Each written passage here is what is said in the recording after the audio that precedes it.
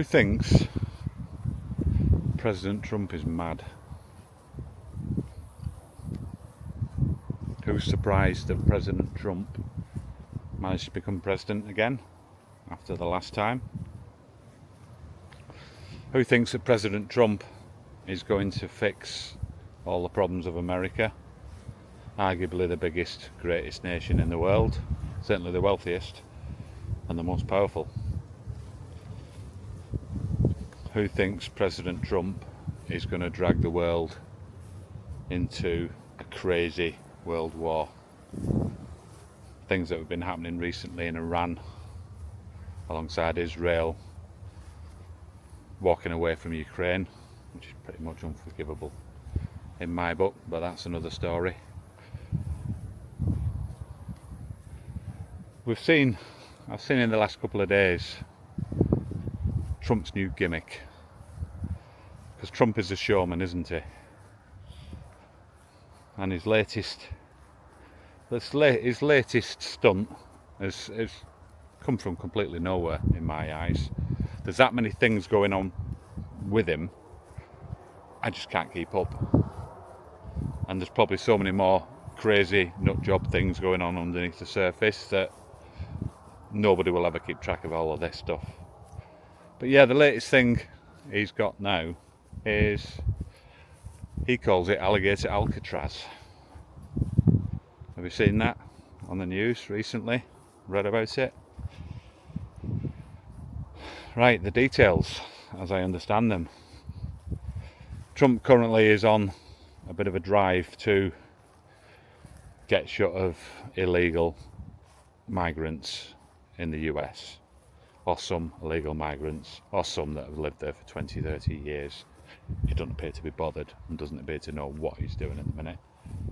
But his latest plan is, well, we've got to house some of these people. When we detain them, they have these officers going around called ICE, Immigration and Customs something or other, and they've got to detain these people somewhere. So what they've done, in the space of a week, they've built a detention facility in the Florida Everglades.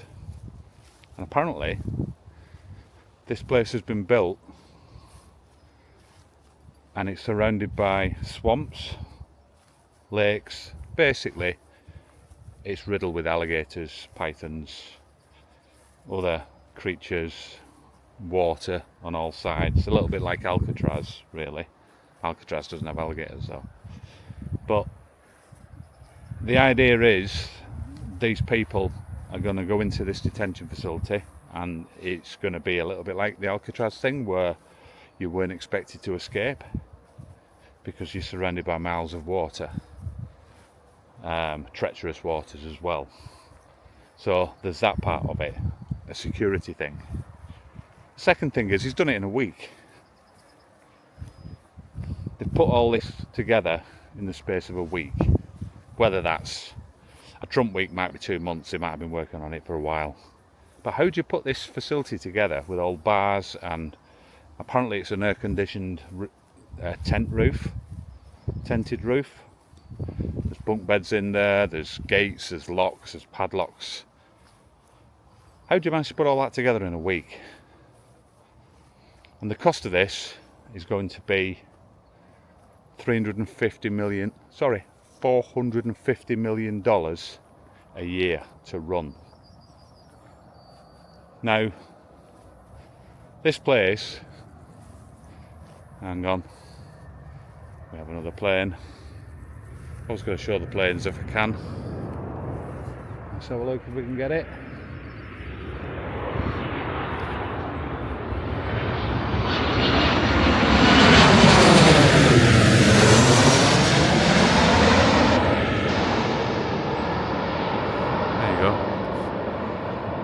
Always nice to cut me off mid-sentence. Back we go. So yeah, so this place is going to house 3,000 detainees, where apparently they're going to be keeping them there. They're going to be processing their asylum claims quickly. They're going to draft in loads of judicial people to make judgments on all this.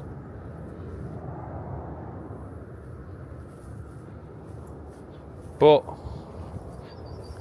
yes, they can do that. They can put it all together quickly. Where are you going to find staff to look after 3,000 inmates? Yes, they might draft people in. You're going to need specialised prison officers, military guards, cooking staff, cleaning staff. You're going to need medical staff. You're going to need admin staff. Where do you get all these people from? And it's on about putting people in there within a week or so. And start sort of sending people there. How do you organise all that so quickly? We had a similar thing years ago with COVID. I don't know what it was like in some of the other countries, but in the UK we had this thing where they were going to erect these big tents, commandeer leisure centres, sporting facilities, halls and things like that for temporary bedding, for COVID patients. And I remember at the time thinking, they're putting all this together, they're putting all these beds together, they're going to put it all in a certain place, but how are they going to staff it? Where are you going to get a load of doctors and nurses from? Medical equipment at that time was in high demand for obvious reasons. Defibrillators, ventilation units, even beds at the time were in high demand. And I was thinking at the time, where do they just suddenly magic up hundreds of staff, to man the place 24 hours a day? Where'd you magically get these people from? The medical profession were arguably under massive strain at that point. So where'd you get all these nurses from? Where'd you get all the doctors from? Where'd you get all the healthcare assistants from that would actually facilitate the place? Point being, when you have major problems and somebody comes in with a massive big idea and chucks loads of money at it, it pretty rarely works, doesn't it? Very rarely works. I know these COVID hospitals, these super COVID hospitals that they made in car parks and what have you, they never quite got off the ground, did they? So somebody's chucking a load of money at these places and nothing quite comes of it. It makes a great headline and it makes it look like people are doing something, but it never quite works. So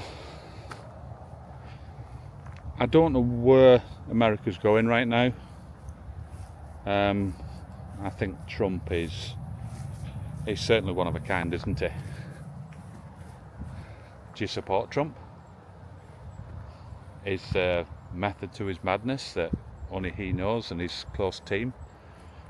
A lot of the ideas that come from him are just kind of pie in the sky, aren't they? And they never quite get off the ground, and they're a little bit fantastical in the sense that it's something that most people wouldn't dream of or think up, but Trump seems to be good at that. Look at the flip side. If you're in America, most migrants, we know, are trying to get off to a better life. Just like I can't help that I'm born here. I was born in England, so I have the right to live in England. It has its problems. It has its rainy days. It has its beautiful days. Even more so these days. But it has its rainy days, plenty of them. And yes, it's not the same as it used to be. But my age has changed and my perspective has changed, the same as everybody else's. But I'm lucky enough to have been born here. I've got to share the facilities with everybody else. Migrants are generally from war-torn areas, from areas with famine, with extreme poverty. Lots of them have the get up and go and the wherewithal to try and get themselves a better life. Much in the same way that Some of my school friends grew up in a small town in the northwest. I've known people in Northern Ireland and Scotland. They grow up in places and they think, my life is away from here, I'm going to go somewhere else to try and better my life. I'm going to move to London. I'm going to move to Spain. I'm going to move further afield. I'm going to travel the world a bit. People grow up in places where they feel like they don't belong, that there's no opportunities for them. The advantage we have in Britain and Ireland, Scotland, to a degree, is the standard of living is considerably higher than it may be in the Middle East and Africa, South America. And we get the opportunities to potentially raise some money, pay for a little car, get on a train and go and rent somewhere in a more desirable place to live, where you feel like you will be happier, where you will earn some more money, where you can have a better standard of life, and you will move away, and some people never return to where they grew up.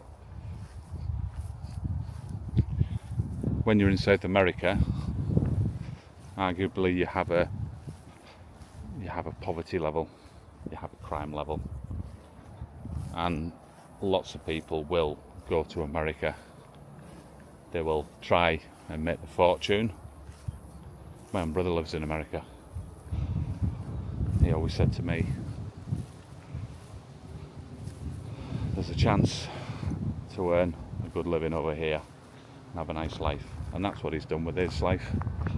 He's still over there now. He has a wife, he has a child, and he loves it despite all the craziness.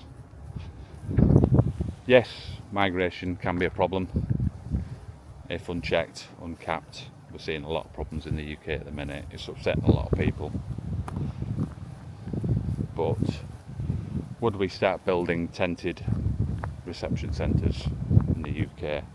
Probably not. We haven't got the weather for it for a start, and we certainly don't have the alligators. But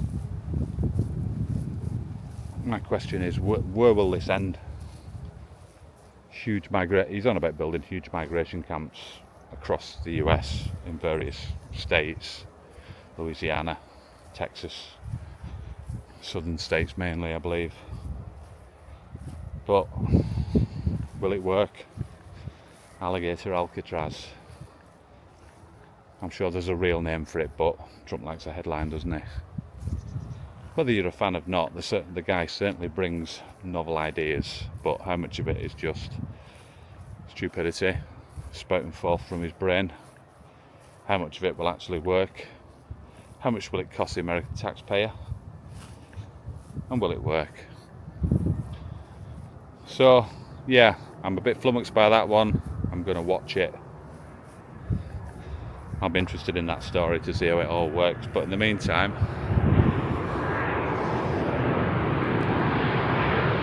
let's watch some planes come in.